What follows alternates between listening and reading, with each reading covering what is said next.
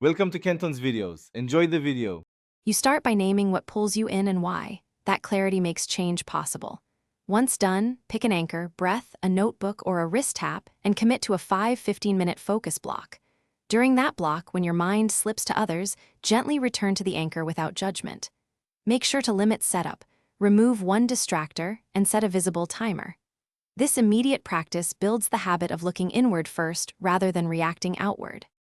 Once you can hold short blocks, increase complexity by layering cues: a phone timer, a posture check, and a written intention.